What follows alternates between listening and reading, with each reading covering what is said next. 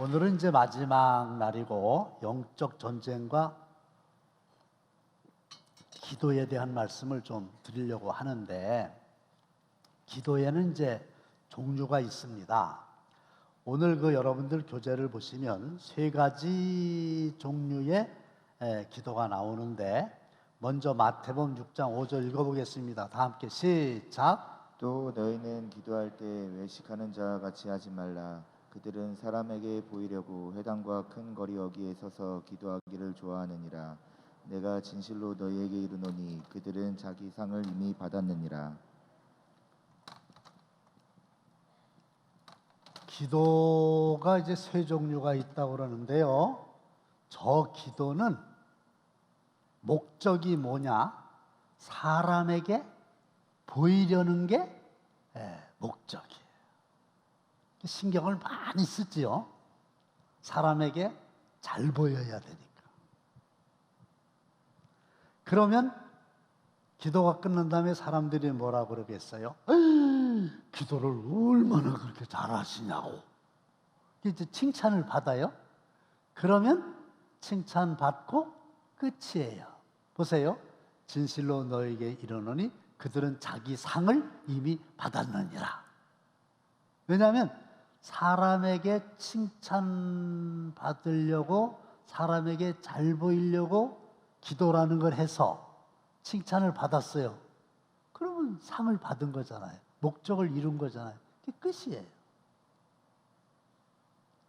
기도의 결과가 사람들한테 칭찬받은 걸로 끝이라고요. 이런 기도는 하나님의 응답하고는 아무런 관계가 없지. 두 번째는 읽겠습니다. 시작. 또 기도할 때 이방인과 같이 중언부언하지 말라. 그들은 말을 많이 하여야 들으실 줄 생각하느니라. 그러므로 그들을 본받지 말라. 구하기 전에 너희에게 있어야 할 것을 하나님 너희 아버지께서 아시느니라. 기도를 하는데 중언부언이라고 하는 말은 별 뜻이 없는데 말을 많이 해야 하나님이 들으실 줄 아는 거예요. 그래서 말을 많이 합니다. 나쁜 자세는 아니에요. 어떻게든지 너무 짧으면 성의가 없는 것 같으니까. 그래서 말을 많이 하는데 뭐 내용은 없죠. 그냥 정성을 다하겠다는 거니까. 그래서 정성이 부족해서 호박떡이 설었다, 그런 말이 있는데, 하여간 이것도 사람을 의식하는 거고요. 인간의 생각으로 하는 기도인데, 중언부언 말을 많이 하고 또 어떻게 생각하면 또 그럴듯, 지우지 마세요. 그럴듯하게 하고 이래야 들으실 줄 생각하는 거예요. 그런데 예수님이 말씀하시기를 그들을 본받지 말래요.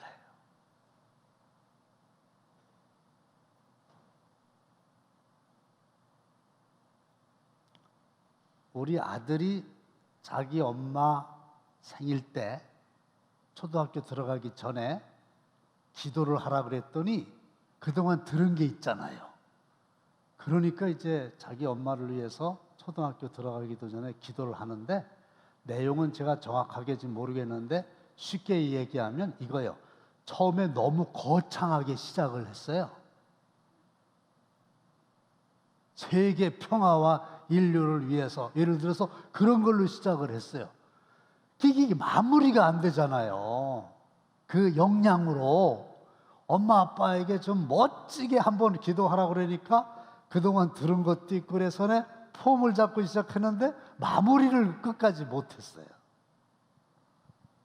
이거는 애들만 그런 게 아니라 누구도 마찬가지라는 거죠. 멋지게 한번 해볼까. 본받으면 안 돼요. 세 번째는 뭐냐? 시작. 너는 기도할 때 내 골방에 들어가 문을 닫고 은밀한 중에 계신 내 아버지께 기도하라. 은밀한 중에 보시는 내 아버지께서 갚으시리라. 골방은 보는 사람이 없는 거예요. 근데 혹시 사람들이 지나가다 볼지 모르니까 들어간 다음에 문 또 닫으래요. 그리고 기도하는 거예요. 그럼 사람은 의식하지 않죠. 왜? 사람은 볼 수가 없잖아요. 은밀하잖아요. 나하고 하나님밖에 없잖아요. 그런 기도를 하나님이 들으시는 거예요. 이걸 골방 기도라고 그러죠. 그리고 하나님께서 갚아주시는 거예요. 기도가 중요한데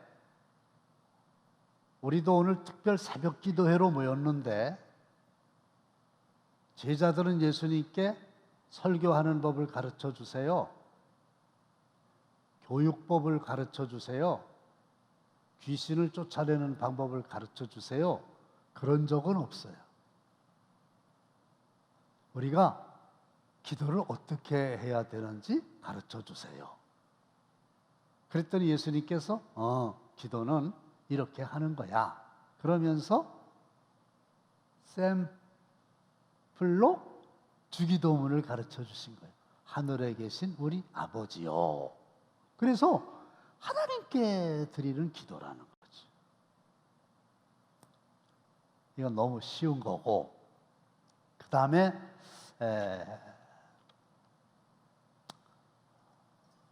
베드로전서 2장 9절 다 함께 시작. 그러나 너희는 택하신 족속이요 왕같은 제사장들이요 거룩한 나라요 그의 소유가 된 백성이니 이는 너희를 어두운 데서 불러내어 그의 기이한 빛에 들어가게 하신 이의 아름다운 덕을 선포하게 하려 하심이라. 여기에 보면 너희는 그랬어요. 우리가 다 해당되는 거예요. 왕 같은 제사장들이요. 그랬죠. 그래서 여기서 왕이 나오고 제사장이 나오죠. 그런데 기도도 왕의 기도라는 게 있어요. 그런 개념을 만든 거죠. 왕의 기도. 그러면 왕의 기도라고 하는 거는 뭐냐? 왕은 명령하고 선포하고 그런 위치에 있지요. 왕이 잘못했다고 빌고 왕이 부탁을 하고 이런 건 어울리지 않잖아요. 왕은 그냥 왕권을 가지고 일방적으로 명령하는 거예요. 왕은 선포하는 거예요.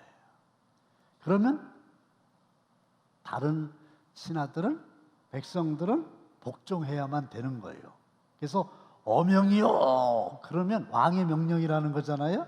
사약도 마셔야 돼요. 왕의 기도라고 하는 거는 선포하는 기도. 그래서 기도할 때 자, 우리 왕의 기도를 합시다. 그러면 선포하는 기도를 하는 거예요. 기도인데 선포를 하는 거예요. 예를 들면 네 병에서 놓여 건강하게 될지어다. 그렇죠? 귀신아 물러가라. 이런 것들은 그냥 선포하는 거예요. 이거를 왕의 기도다 이렇게 얘기해요. 그 다음에 제사장의 기도가 있는데 제사장은 백성들의 죄를 대신해 가지고 죄물을 가지고 하나님께 나아가서 그야말로 제사를 드리고 용서함을 구하는 거예요. 이 제사장의 고유 직무입니다. 그러면 제사장의 기도라고 하는 건 뭐예요? 나의 죄.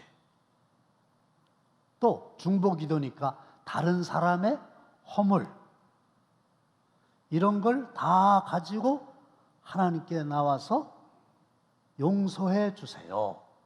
이렇게 해 주세요. 그러면서 간절히 겸손한 마음으로 구하는 기도예요. 그러니까 왕의 기도하고 제사장의 기도는 상반되지요. 성격 자체가. 그런데 우리는 어떻게 기도해야 되느냐? 이 둘 중에 어느 한 곳에만 치우치면 안 되고, 우리는 왕 같은 제사장이기 때문에 기도할 때도 이 두 가지를 잘 이렇게 조화롭게 해야 된다. 그 다음에 넘어가서 하나님의 형상이 나오는데, 우리가 뭔가를 만들려면 두 가지의 단계를 거칩니다. 하나는 마음속에 계획의 단계가 있죠. 실행하기 전에 눈에 보이지 않지만 내 마음속에 이러이러한 일을 해야 하리라, 그런 게 있지요. 이걸 그냥 계획이라고 그래요. 건물을 지을 때는 설계도라고 그래요. 성전 건축을 한 게 아니잖아요. 근데 마음속에 그린 건 있잖아요. 계획 단계예요. 그 다음에 상식적인 거죠. 계획을 한 다음에는 그걸 그대로 눈에 보이도록 실천을 해야 되겠죠. 하나님의 창조 사역도 그런 과정을 거친 겁니다. 하나님이 이르시되, 조금 올려주세요. 우리의 형상을 따라. 여기서 우리가 나오는데 복수잖아요. 성부, 성자, 성령이세요. 태초부터 계신 분이죠. 우리의 형상을 따라 우리의 모양대로 우리가 사람을 만들고 그들로 바다의 물고기와 하늘의 새와 가축과 온 땅과 땅에 기는 모든 것을 다스리게 하자 하시고, 여기서 그렇게 하자 요까지가 계획. 그 다음에 어떻게 하셨겠어요? 하나님이 자기 형상, 곧 하나님의 형상대로 사람을 창조하셨다. 그거는 실행. 근데 여기서 형상이란 말이 나온다는 말이에요. 하나님의 형상.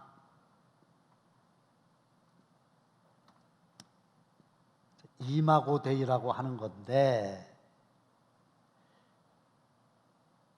하나님을 닮도록, 이런 뜻이에요.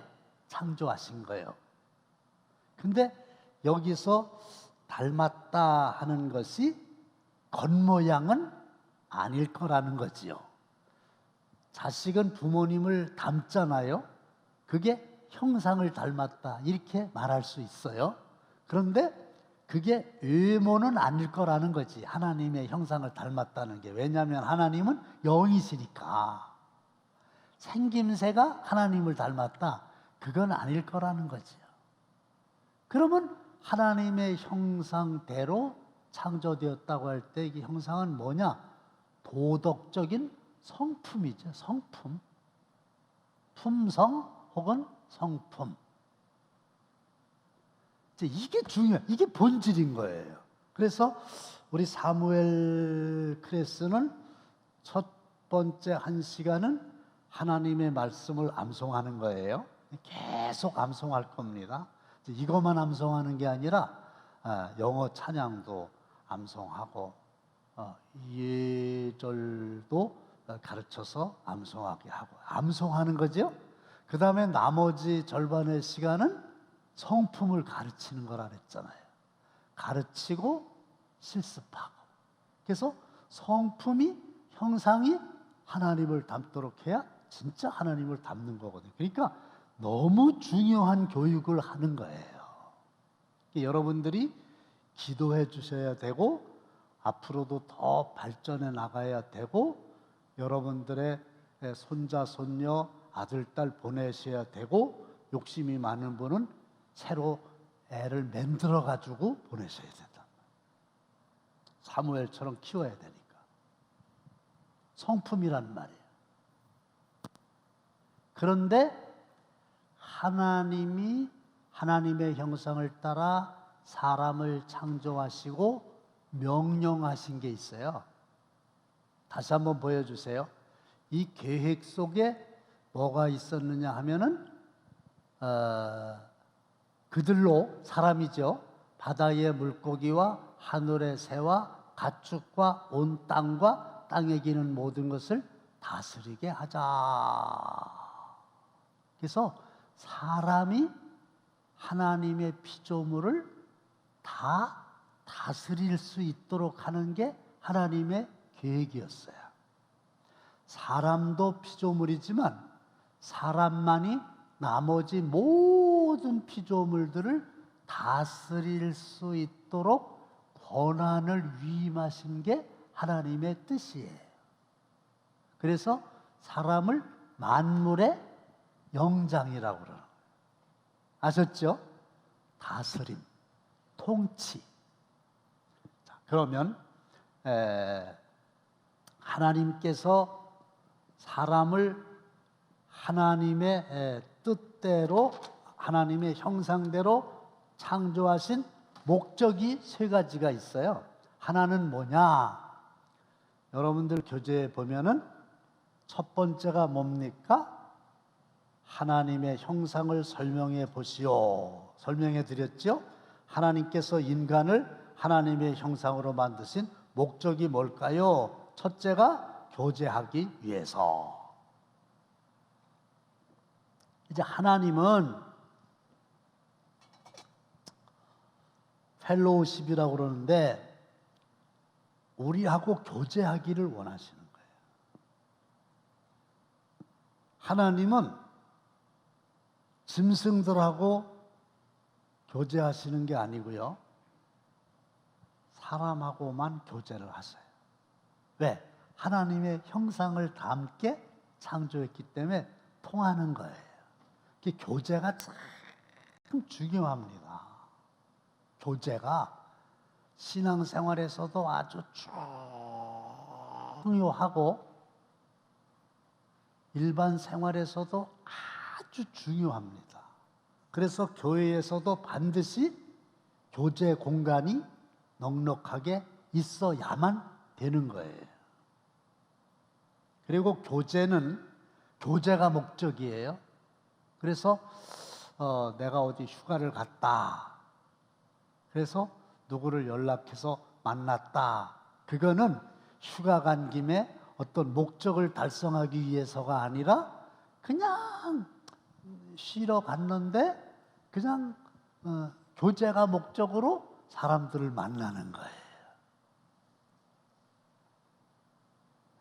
이제 저도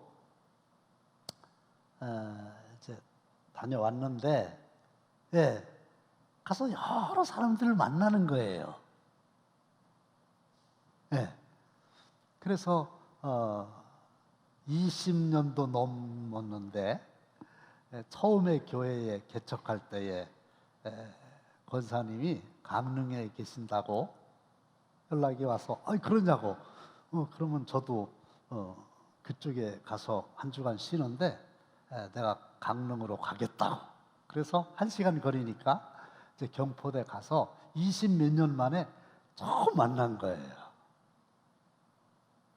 이제 딸이 애를 셋 낳아가지고 4번째 임신했더라고요. 그 강원대학교의 이제 교수 부인인데 어쨌든 만나가지고 너무너무 행복한 시간을 보낸 거예요. 그 다음에 이제 원주에 있는 우리 가까운 동기 목사님 전화했더니 그냥 불이 나게 와가지고 횡성의 그 유명한 한우를 사줘서 자 먹었어요. 그런 게 교제거든요. 교제가 너무 중요한 거예요. 두 번째는 뭐냐? 창조의 목적이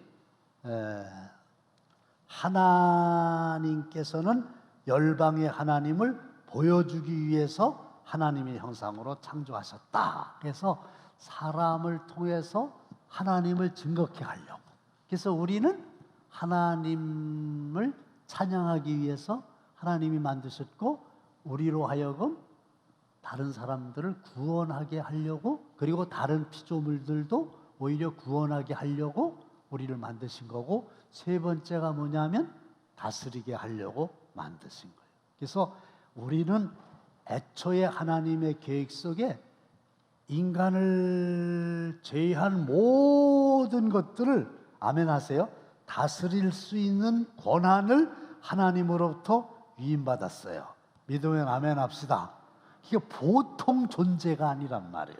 하나님의 형상을 따라 지음을 받은 만물의 영장으로서 하나님을 전하고 하나님과 교제할 뿐만 아니라 여타의 모든 것들을 다스릴 수 있는 권한을 위임받은 존귀한 존재인 거예요.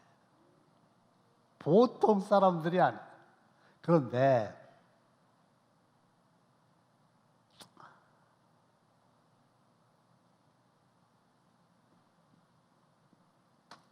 마지막 성경 구절 읽고 오늘 총정리할게요. 시작. 진실로 너희에게 이르노니 무엇이든지 너희가 땅에서 매면 하늘에서도 매일 것이요 무엇이든지 땅에서 풀면 하늘에서도 시간이 없으니까 풀리리라. 보세요. 우리가 땅에서 뭐든지 매면 하늘에서도 매일 것이요 무엇이든지 땅에서 풀면 하늘에서도 풀린다는 거예요. 그러면 이 부분에서 땅이 하늘의 영향을 받는 겁니까? 하늘이 땅의 영향을 받는 겁니까? 이 성경 구절만 놓고 보면 땅에서 매면 하늘에서도 매이고 땅에서 풀면 하늘에서도 풀리고 하늘이 땅의 영향을 받아요? 땅이 하늘의 영향을 받아요? 어려운 질문 아니죠? 하늘이 땅의 영향을 받는 거예요. 땅에서 어떻게 하느냐에 따라서 하늘에서도 그렇게 된다는 거 아니에요. 그래서 두 사람이 땅에서 합심하여 구하는 게 너무 땅에서 구하는 거, 이게 기도란 말이에요. 이게 너무 중요한 거예요. 두 사람이 땅에서 합심하여 무엇이든지 구하면 하늘에 계신 나 아버지께서 그들을 위하여 어떻게 하시는 거예요? 이루게 하시는 거예요.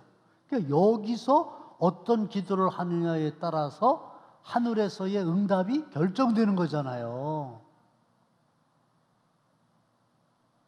그런데 하나님은 애초에 그 계획이 변함이 없으세요. 영원해요. 왜? 능력이 많으신 분이니까 하나님이 하시고자 하는데 거칠 게 뭐가 있겠어요. 그래서 다스리게 하겠다 하는 거를 변함없는 하나님의 뜻으로 가지고 계시거든요. 그래서 결론이 뭐냐면요, 우리가 그런 권한을 위임받았기 때문에 합심해가지고 이걸 제대로 알고 만물을 다스리게 해주세요. 이렇게 하는 것이 하나님께서 우리에게 동의를 구하는 거예요. 아무리 권세가 있어도 일단 위임을 했다 그러면은 내 마음대로 못하는 거고 동의를 받아서 할 수 있는 거와 똑같아요. 제가 목사님들한테 뭘 위임을 했으면 위임해놓고 내 마음대로 또 달리하면 안 되잖아요. 위임을 했으면 동의를 구해가지고 일을 해야 되는 것처럼 동의를 구한다는 게 우리가 기도하는 거와 하나님의 뜻이 같다는 거거든요. 그러면 하나님이 반드시 이루어 주신다. 이 얘기는 우리가 기도하면요, 세상의 모든 일들 플러스 마귀의 역사까지도 다스릴 수 있다. 그렇죠? 마귀도 피조물 중에 하나니까, 천사도 우리보다 더 나은 존재가 아니니까, 하늘에 있는 거, 하늘 위에 있는 거, 땅에 있는 거 다 다스릴 수 있는 권한을 우리에게 주셨어요. 그리고 하나님은 우리의 동의를 구하세요. 그게 기도야. 그래서 우리가 합심해서 구하면 뭐든지 다 이루어 주시리라. 그래서 기도로 영적인 전쟁을 승리하시기를 축원합니다.